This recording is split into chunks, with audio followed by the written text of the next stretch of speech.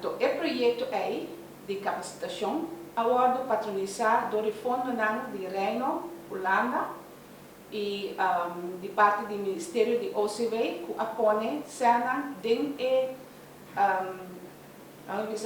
pot money de convenção.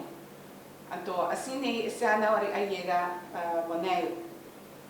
Então, o treino tem lugar para 6 islas e também Suriname. Então, o treino aí e o projeto aí a terminar algum ano passado, mas parte do fundo na aquela para assim cada isla para apresentar seu inventário. Então, o inventário está uma lista de tour e patrimônio intangível que nós temos na Bonaire. Cada país tem uma lista de inventário.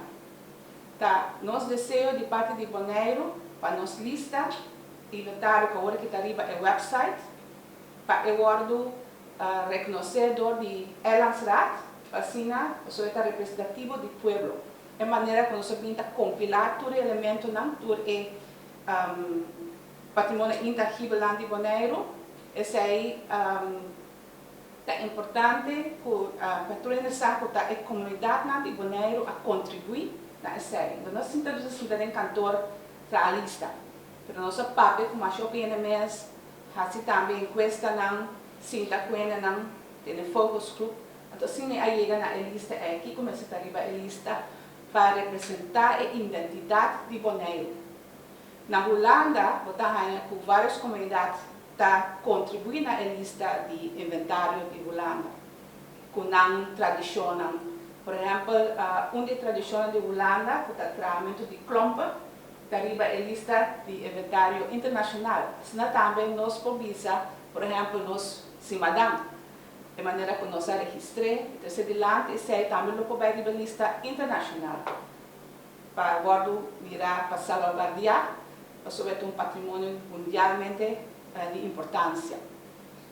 Riba, ora que tem a convenção de patrimônio tangível, material erfgoed, você mira, por exemplo, tem a convenção aí, o PNSA de Willemstad, você arriba a lista de cidade não reconhecer para a riqueza que não tem e significação para o mundo. Assim aí, de parte desta convenção de patrimônio intangível, assim você tem a lista, caminha por ora não ser oficial, e também oficial para a Holanda.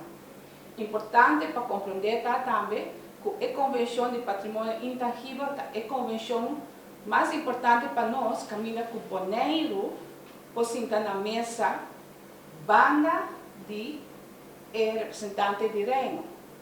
Sobre nós, como isla, está reconhecer dentro de si, que nós patrimônio tem valor. Em outra maneira, outra convenção que a Holanda está representando nós, no quadro constitucional que nós está agora aqui. Então, talvez essa seja mais importante ainda, para o nosso reconhecimento de nossa identidade.